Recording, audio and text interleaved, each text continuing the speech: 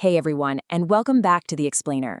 So let's just dive right into this, because today we are exploring something completely wild. We're looking at the deeply fascinating, highly allegorical text of the legend of Toivo and Elishah. It's essentially this modern myth, and it is just packed with vibrant colors, celestial warfare, and these incredibly vivid natural landscapes. And it uses all of that to tell a massive story of ultimate good versus ultimate evil. So grab a seat, because we're going to unpack this incredible imagery and decode the structure of this universe step by step. To do that, we're basically going to map out the stages of this myth.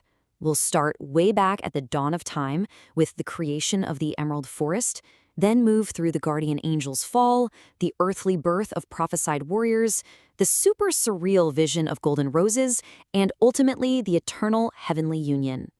All right, let's start right at the very beginning.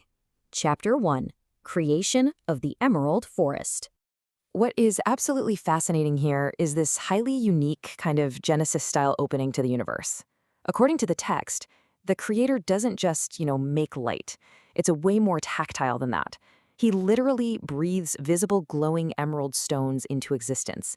And these stones form the green foundation of paradise, reflecting the very color of life itself. From there, the creator separates the light from the dark and creates this vast ocean of oxygen. Then, the heavens are filled with burning, twinkling stars, which the text beautifully describes as the candles of the universe. And finally, we get to the earth's crown. From the dust of the earth, the creator molds living beings. They are the absolute crown of creation, meant to share paradise, take care of it, and basically reflect the creator's glory. But, a paradise needs protectors, right? And inhabitants. So the text introduces three really distinct types of celestial beings. First up, we have the giant guardian angel. This guy is the ultimate protector of those glowing emerald stones we just talked about. He's imbued with a created soul, and, this is absolutely crucial, he has free will.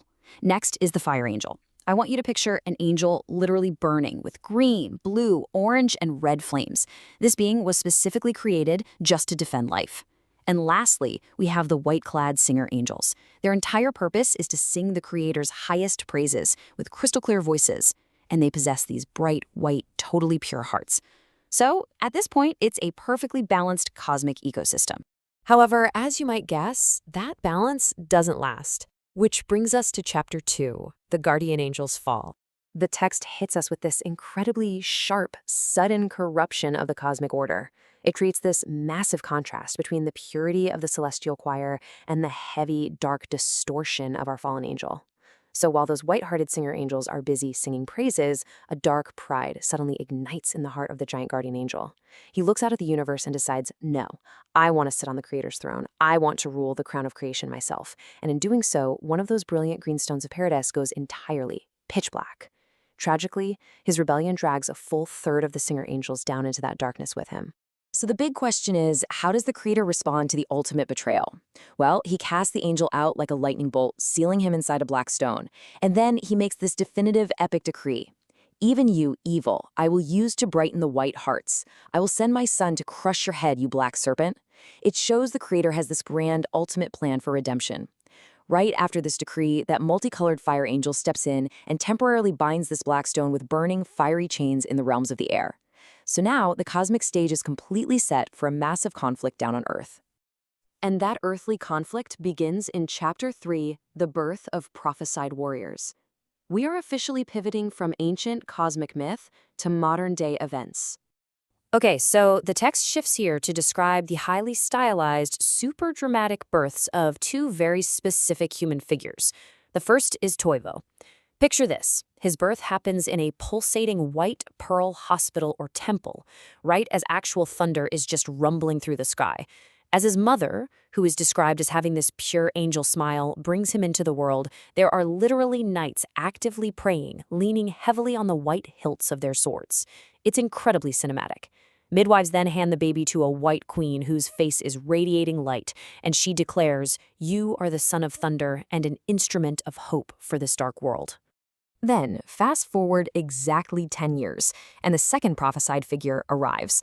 Notice the massive contrast here between these two destinies. Toivo is born amidst rolling thunder and praying knights in a white pearl temple, right? But Elishah is born a decade later, bathed in the shining spring sun. The text calls her birth a great and most beautiful miracle. She's described as a white living rose born high above the famous Seven Sisters waterfall in Geiranger. And what's really incredible about all of this is how the heavenly Trinity, the Father, Son, and Holy Spirit, views these two kids. From the very second they are born, heaven is looking down on them as their two sackcloth-clad witnesses. They are destined to be God's absolute strongest warriors once their paths finally cross. But before these warriors can actually unite, the earthly realm starts experiencing the spiritual tremors of their arrival, which brings us to Chapter 4, the vision of golden roses. Now, at the exact moment that temples of white hearts begin shining all over the globe, a man named Pastor Kari has a profound apocalyptic vision right in the middle of his church. But real quick, to actually understand what he sees, we have to define the ultimate weapon that this vision introduces: agape.